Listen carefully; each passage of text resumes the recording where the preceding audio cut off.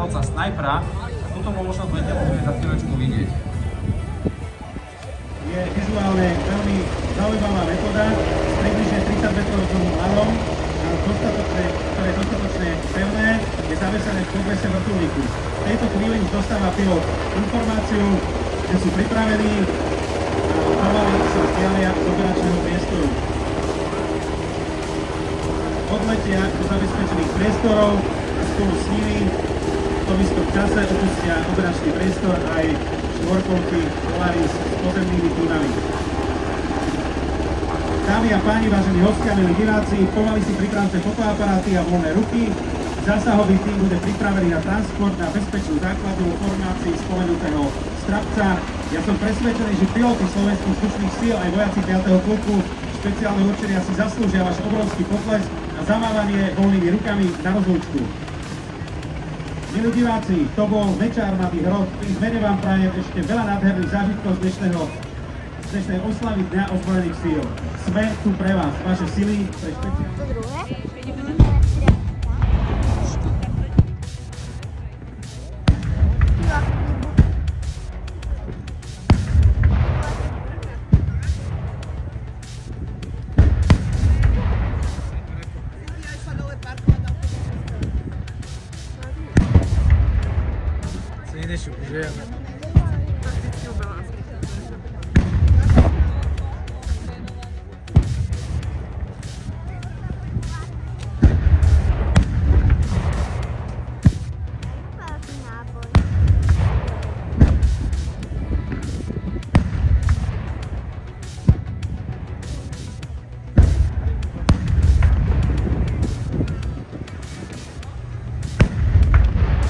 Môžeme vidieť, že naozaj vzdušná podpora môže byť naozaj veľmi efektívna.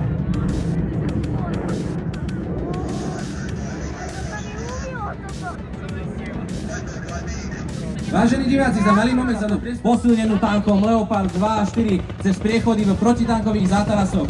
Za malý moment tiež zaznejú výstrely z tanku a bude vedená palba z viacerých hlavní. Poprosím najmä našich najmenších divákov, aby si zakryli svoje uška a nezlakli sa jednotlivých výstrelov.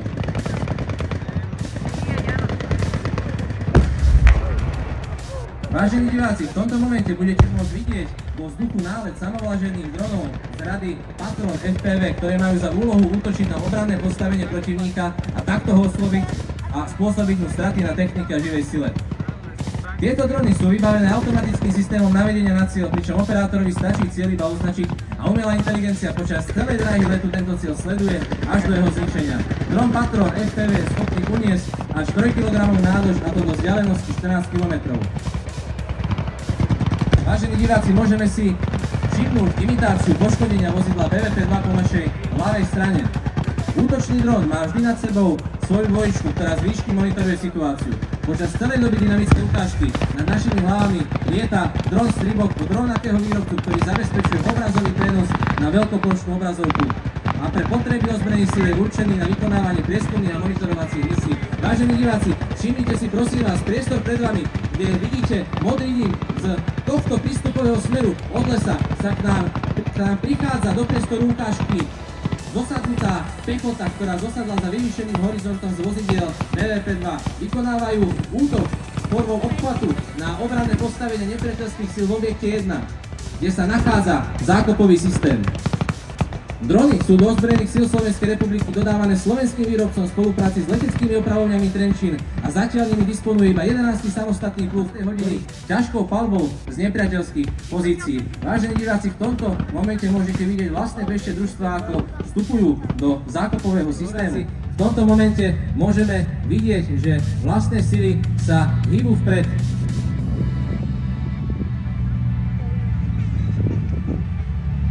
Na pretekárskom okruhu Slovakianin dosiahol Gerlach aj za daždivého počasia maximálnu rýchlosť 125 km za hodinu. Preukázal tiež svoju ťažnú silu, keď sa rozbehol v závese s 28-tonovým ťahačom a krúžil 1 hodinu po okruhu.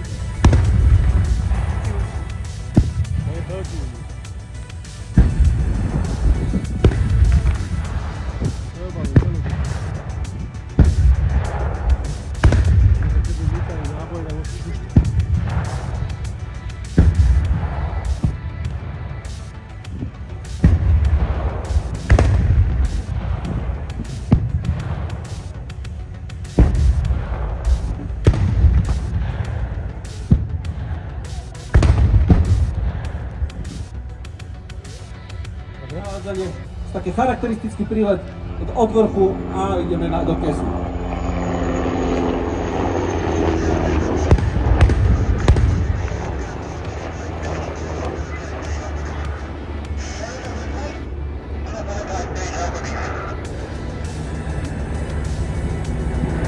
A mohli sme počuť, že naozaj v prípade vodiča je dosť výrazný.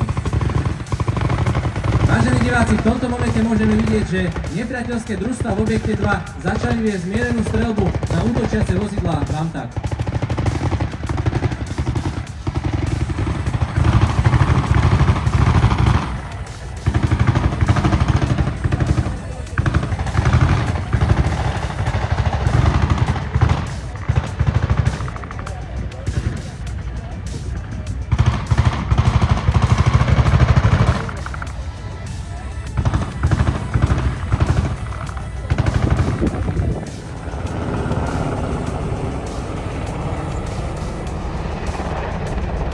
Útočného týmu roty hĺbkového prieskumu je vykonať zlanenie do tylu nepriateľa metódou Price, kedy ide o spôsob nasadenia týmu rýchlym zlanením po hrubom lane pástrov bez zistenia, a to v prípade, že vrtuľník nemôže pristať v priestore nasadenia.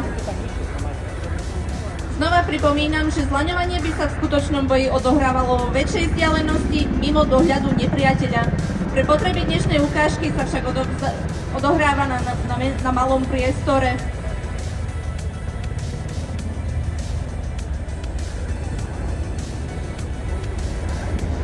Po úspešnom zlanení sa príslušníci v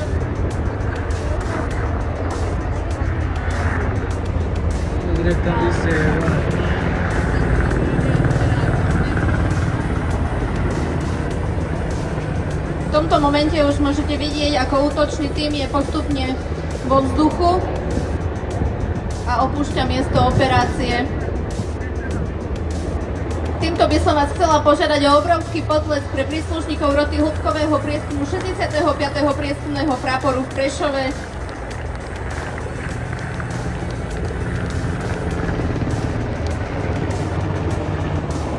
Ja by som ešte chcela podotknúť, že aj počas transportu je ranený neustále monitorovaný a v prípade akéhokoľvek zhoršenia zdravotného stavu sú vykonané intervencie. Vážení diváci, môžeme vidieť, že vozidlo AMVS sa rúti do priestoru, kde odovzdá raneného posádkeho vrtuľníku UH-60 vzdušných síl ozbrojených síl Slovenskej republiky.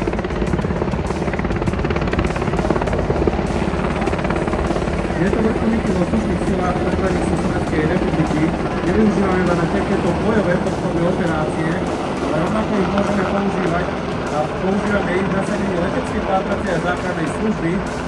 Počas tejto služby, ktorú držíme 24 hodín denne, 7 dní v týždni, je vrtuľník vyzbrojený a vystrojený špeciálnym zdravotníckým materiálom. Na palube sa rovnako nachádza aj záchranár a zdravotník. Príde, vystrelí 8 rán a ide to preč kolka. Bola extrahovaná zálohová osoba. Ne, obmedzený počet. Má zásobník, vystrelila to, potom sa to skola. Asi také máme dobre. S tretím tímom a nedeľa aktivita voditeľa. Čo?